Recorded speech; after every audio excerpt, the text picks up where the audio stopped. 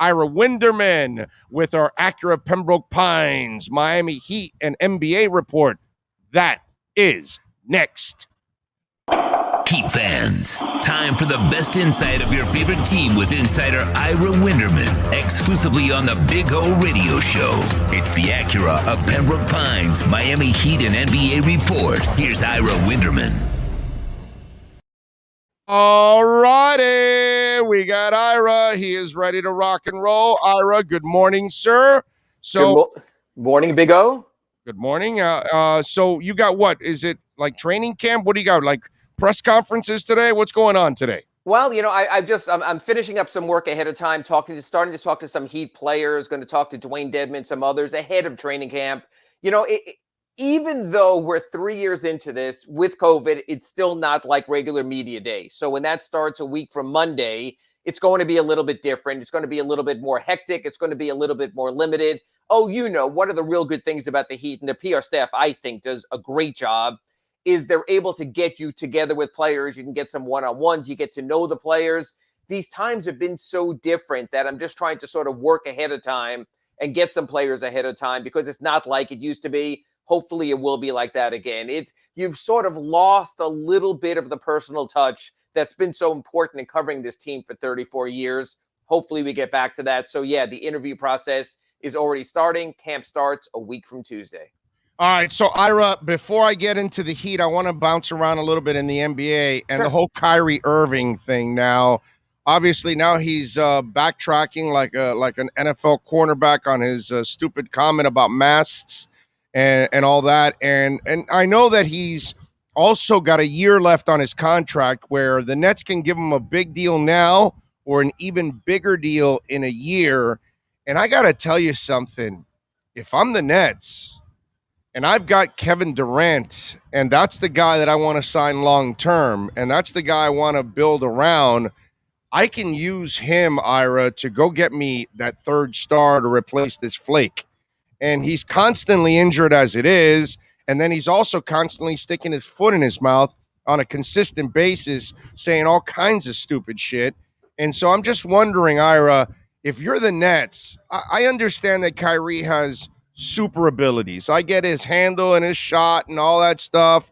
But there's all this other baggage that comes with it. And he's also unreliable because of his body at times. This year was a perfect example of all of that. I'm just wondering, if you're the Nets, why do you want to move forward with this flake? Because honestly, Big O, among the reasons they have Kevin Durant and they have James Harden is because they have Kyrie Irving, and because players recognize talent and players recognize unique talent. And I think outsiders, we look at the flakes and we look at the comments and we look at the backstories. Players don't give a rat's crap about that when you have a talent like Kyrie Irving alongside. And honestly, I'm not sure tradable. You can find a better quality level player than Kyrie Irving. It's, in other words, you're not getting Steph Curry and going out and making a trade like that. You're not getting Anthony Davis. You're just not getting those players. Those are franchise cornerstones elsewhere. I agree. Kyrie Irving is maybe the NBA's, probably go as far as to say, ultimate headache. I mean, this is a guy, he was away from the team, and then it was mental health, and then he shows up at a party, and then he's not protected with the COVID protocols. He took a 10-game staycation in the middle of last season. Then come the playoffs, and he always seems to be injured when you need him at sort of the critical mass also. But the thing is, and you see this in all sports, you put up with an awful lot of BS in sports if you can get ultimate talent. He's ultimate talent. Talent-wise, Big O, he's a top 10 player. I'm not arguing the talent whatsoever. You are 1,000% right, sir. It's the baggage, and then there's a key word, because you said, yeah, players don't care about that stuff. They care about the talent, and he is, but they got to care about reliability, and you can't say he's reliable. That's the problem, because of his body, because of the flakiness. At times, I'm going to take a 10-day, vacation. What kind of crap is that, dude? I mean, I don't know. I get the talent part, but players have to be pissed that they can't rely on him, right? Yes and no. Players understand injuries. Everyone's been through it. Take James Harden, for example. Is James Harden not reliable because he had his hamstring and was limited, very limited in the playoffs and wasn't nearly himself? Or do you say, or as a player, do you say, wow, that guy can do things that no one can stop? Kevin Durant is the most unstoppable scorer in the NBA. James Harden is the most unstoppable get to the free throw line guy in the NBA. And Kyrie Irving has the best handles of any player in the NBA. So when you have all three of those factors working together for you, you sort of say, okay, we'll put up with the BS. People have put up with BS in other sports for years. You have to deal with it. Is it hard being a coach for Kyrie Irving? Definitely. Is it hard being the executive who has to go ahead and pay this guy $50 million a year on an extension? Definitely. But the third part of that equation, Big O, is it hard being his teammate? These guys are different than us. They don't look at it that way. They don't care if he makes it hard on the coaching staff. They don't care if he makes it hard on management. They know when they go out on the court and they are lining up with Kevin Durant and James Harden and Kyrie Irving, they sort of have that, whatever you want to call it, eating grin on their face, knowing you can't stop us. We have too much right now. So you put up with the BS. Just like, you know what? Oh, early on in the game, and I think late in the game also, LeBron James has been like that also. That's a difficult guy to be around with his whims and who he wants alongside, and you better trade for this guy, and you better sign that guy, and I want it done this way. There's an awful lot of you put up ancillary with these guys that you have to. I agree with you. What we've seen the last week from Kyrie Irving, and also societal, some of the stuff he said when it came to COVID and all that, I agree with you that there's no place for that and it makes life harder. But no one said it's going to be easy when you're around a superstar, whether it's the NFL, the NHL, the Major League Baseball. It's just what it is. And you see at every turn, teams, even when a pitcher's been accused of domestic abuse or something, they still trade for him. They still want him because they know greatness. Ultimately, and it might not be right, but oh, you're a big rock star fan, you're a big movie fan. There's some total jerks out there who make really good movies. There's some total a-holes out there that have absolutely broken up bands. But man, when they were at their best, whether it was riffing in their guitar, they were as good as anyone. So you look back, especially you with your rock and roll background, and you say, man, why did this group have to break up? Why did that guy have to leave? Why did that have to happen? Because you put up with the personalities, and you know what? When they were on point and they were being the best at what they do, there's no one better, so you put up with it. I bet you've gone to concerts, and said, this guy, the front man for a band, is a total ass. But man, what a 3 hours that just was. David Lee Roth. David Lee Roth that's who I was thinking complete of. donkey's ass. Right. Greatest frontman ever. And then you watch Sammy Hagar, who did the best he could with what he could, when he went in there. He's a much better singer. Yeah, right. He's a much better professional. That matter of fact, that's the one thing about him. Whether it's his solo career or even when he went to Van Halen and wanted to sort of change their approach and say, why are we doing best of, albums and things like that? He was a pros pro. But without the pros pro, it was a lot more fun. That's what the Kyrie Irving experience is. I would put it this way. If you're asking me, are the Brooklyn Nets going to be the last team Kyrie Irving plays for? I would say no. I would say he will wear out his welcome again. He has done it in school. He has done it with his teams. He has done it with his ever-changing agents. It's just who he is. So you enjoy it for now. The one thing we've learned, whether it was the Celtics, whether it was the Heat or teams before, these big threes are not ultimate enduring teams. This is not the Showtime Lakers. This is not a team you can say for the next 5, 8, 10 years, we're going to be special. It's changing sports and you deal with it. Yeah. And he's worn it out with me too. Although I will say this, the idiot does a lot of good things behind the scenes too. So and that's the thing. Just when you're ready to rip him because he comes out, his sneaker maker makes a fantastic new shoe. He calls the sneaker garbage and said he wouldn't wear it, has to backtrack. But then he's creating fresh water overseas in communities that don't have it. So you know what? That he's all over the place sort of with his personality. Yeah. You have to take the good with the bad. I've had plenty of Heat players that I've dealt with over the years. And just when you're at your breaking point, you get a release that he's feeding the homeless or he's creating a scholarship program or something like that. And you go, either his agent knows how to play the system or behind everything else, there is still a good man behind that. Yeah, I'm with you there. There's no doubt about that. All right, let's just remind Heat fans because you get it. I'm sure you got it, and so did I, and your DMs or your tweets or whatever. They don't have what it takes, cap space, whatever, to get John Wall. But how do they get rid of John Wall? So because now everybody's talking about, well, they're trying to go to trade John Wall. What happens with John Wall, and why doesn't he do the Dougie anymore? Because that was one of the greatest Dougies of all time. All right, go ahead. Well, maybe he's too injured to Dougie anymore, so we'll have to wait and see. Maybe he could do it on the bench. We'll have to see that also. Oh, can he be traded? Yes, because there are other bad contracts. So right now, boom, I could give you a trade of John Wall for Kevin Love. Does that help the Rockets? No. Does that help the Cavaliers? No. But it can be done. People thought that was the same trade last year when they traded John Wall for Russell Westbrook. And then all of a sudden, Russell Westbrook revived his career, was Mr. Triple-Double at the end of the year. And you know what? Provided enough value that all of a sudden now Washington this offseason gets a Kyle Kuzma, gets a Montrezl Harrell, gets players that give them better depth so that it is workable. Eventually it comes down to this. Which is the greater driving force for John Wall at this point of his career? Love of the game or love of money? Because at any point he is allowed to go, I will take less. I will take a buyout. Kemba Walker so wanted to get to the New York Knicks, his hometown New York Knicks, that he went to the Oklahoma City Thunder and said, take $20 million, shave it off the top of my contract. You can have that money back. I get to go to New York, finish my career where I started scholastically. So it's doable. But John Wall has to look inside also and say to himself, will I ever be great again? Will I ever have that explosion again? Will I ever get a 5, 8, 10, $20 million contract again? Or do I want to protect my earnings? Everyone in the NBA has the choice. This is not the NFL where you can restructure your contract. You either have a contract or you get out of your contract by buying it out. There's no middle ground. There's no, instead of, 40 million, I'll take 25 million. Let's make it work for trade. You don't have that flexibility. But at any point you can say, one, I don't want to play for the Rockets because you're rebuilding. God bless you.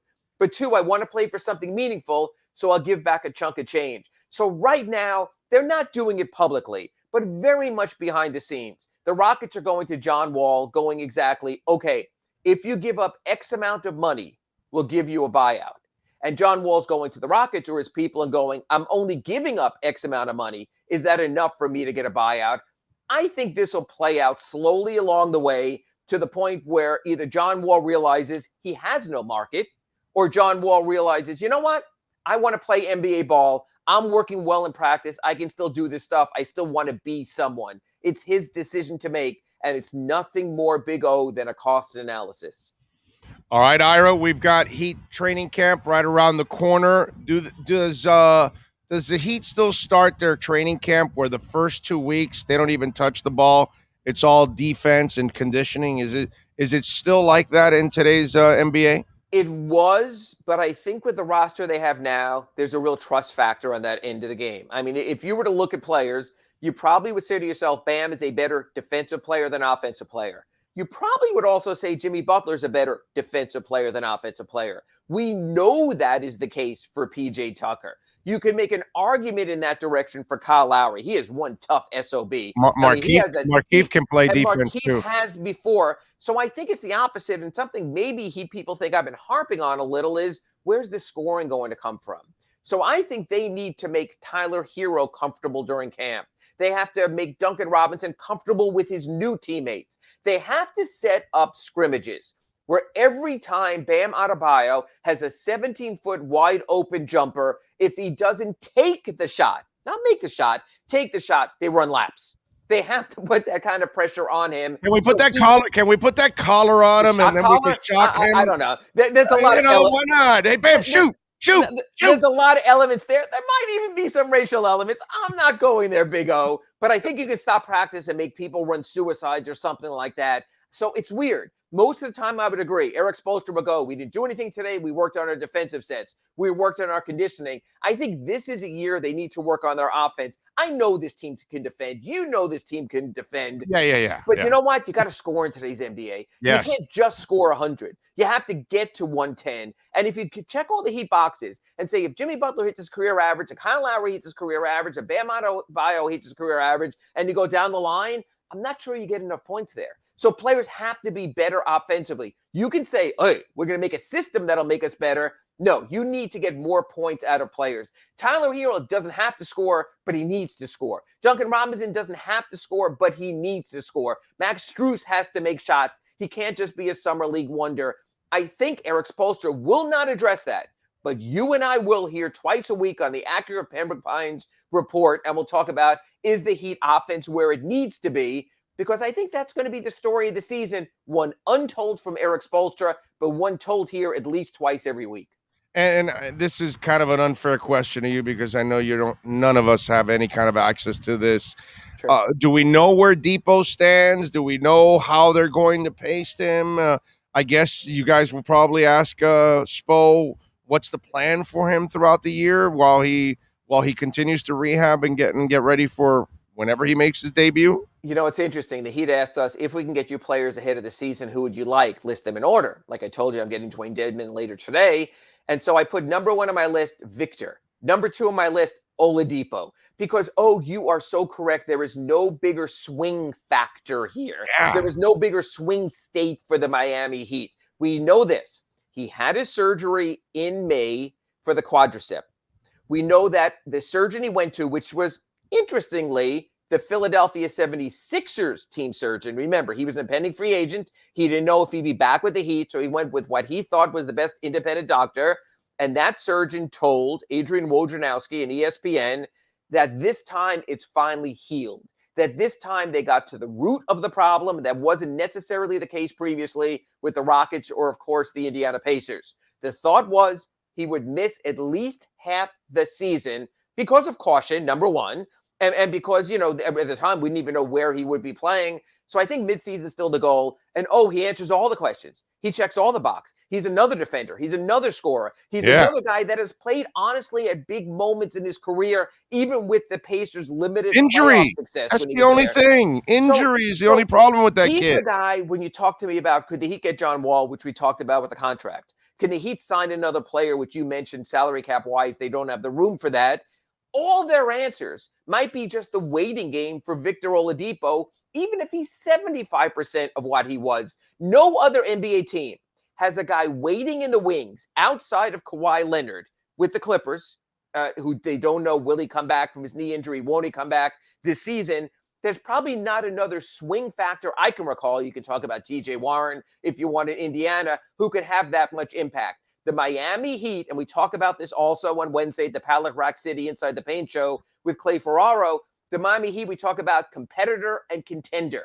The Miami Heat are a competitive team right now. The Miami Heat with Victor Oladipo are a contender. Because all of a sudden, against your Kyrie Durant and Harden, against your Giannis Antetokounmpo, Middleton, and Holiday, I can throw at you a Jimmy Butler, a Kyle Lowry, and a Victor Oladipo and feel pretty confident in that. So, yes, and a Bam. But I'm just saying proven guy who's been there. Right. Bam is coming along. He had that one NBA Finals run. He's still young. He's still a guy who I think. But as a team defender, at least I don't have to, behind those three. You know what I'm saying? A two-way player. Jimmy, two-way player. Yes. Victor, two-way player. Kyle, two-way player. That's the difference. I think that can make a huge difference. And you know what's going to happen, and you know this. You were a Miami Heat reporter for years under the Riley regime. You know how this is. We will ask about Victor Oladipo, and Eric Spoelstra at every turn will tell us there's no new update. I don't have anything for you guys. He doesn't want that to become the Heat storyline. Pat Riley hates injuries. He has told his staff. He has told his media relations people. He has told the media, stop talking about injuries. Let's talk about the players who are there right now. So the Heat will downplay it, and it'll just happen organically. And all of a sudden, and we've seen this, on all injury reports in all sports. He'll go from out to doubtful to questionable, and all of a sudden he'll show up as probable one day. And when that day happens, Big O, everything changes for the Miami Heat. That's going to be awesome, man. I would love for his sake, because obviously it's got to be incredibly frustrating to have the God-given ability to know that you're a proven player in this league, and yet your body doesn't hold up. That's got to be incredibly frustrating. We watch it all the time with Devontae Parker. You know the kid can play, and all the injuries have already taken a toll that he'll never be what he could have been, if he would have been able to reach his peak in this league. And all those injuries have taken a toll. And then you wonder also with Depot, with all these injuries, how much have they taken a toll? Can he be that guy you saw at his peak with Indiana, or is he a guy that maybe will have to pace himself because of all those injuries? That's a real shame. Do you see enough respect around the league for the Heat right now, or is there enough doubt out there to create motivation for the guys? You know, when you talk about respect, the only people we tend to hear are the media. And we've seen some questions. We've seen these media polls. They have the Heat fourth in the East. The NBA general managers poll will come out in a couple of weeks. That'll give us a little better sense. I don't necessarily disagree with their placement of the Heat as fourth in the East, because you have to be honest, though. The Brooklyn Nets shape up as a better team. The Milwaukee Bucks, defending champion, shape up as a better team. Now, most people have Philadelphia ahead of the Heat until they resolve their Ben Simmons situation. I sort of put them as an outlier. I don't know. I do like what the Boston Celtics have done in regrouping after losing Kemba Walker and Evan Fournier. So I think there will be an interesting team, how that comes around. Getting Dennis Schroeder on the cheap, getting Al Horford back for his big man play and his leadership versus Daniel Tice and what you were with. I think Boston's a concern. The East is good. I think that he can finish anywhere from 3, honestly, Big O, to 6. Because I think you could put Philadelphia at 3. You could put Atlanta at 4. And all of a sudden, you're sort of fighting right in there, maybe with the Knicks team, and maybe they hold their ground. So I think it's going to be interesting. I think it'll be an every game matters situation for the Heat, which is fascinating because they're an older team. And I don't know if they could play every game matter basketball when you have an older player like PJ Tucker and like Kyle Lowry, and to a degree, even now, like Jimmy Butler. It's going to be a real interesting balance. I would love for there to be more depth, Oladipo type depth, but that won't be there the first half of the season. Follow him on Twitter at Ira Heatbeat. More importantly, catch his work at the South Florida Sun Sentinel, and please subscribe to the South Florida Sun Sentinel like I and many others do. Support your local journalism. They do an excellent job of providing all the information we need as a community. And of course, you can catch Ira Winderman twice a week here with the Acura Pembroke Pines Miami Heat and NBA report Tuesdays and Fridays. And on Wednesdays, the Pallet Rack City Inside the Paint show. Man, that show is going to get really, really juicy now when the season starts. Every week, Wednesdays, 10 to 11 a.m. with Ira and with Clay. Ira, as always, thank you for taking some time. Have a fantastic and safe weekend, my friend. And anybody who thinks it's been a rough week, just keep this in mind. Unlike me, at least you're not a New York Giants fan. Thank you, Big O. Yes, you are right, sir. There you go. Ira Winderman with the Acura of Pembroke Pines, Miami Heat, and NBA report. You've been listening to the Acura of Pembroke Pines Miami Heat and NBA report with Ira Winderman. When you're looking for award-winning service and great deals from the #1 volume Acura sales dealership in the Southeast United States, you go to Craig's Inn Acura of Pembroke Pines at 15601 Pines Boulevard in Pembroke Pines.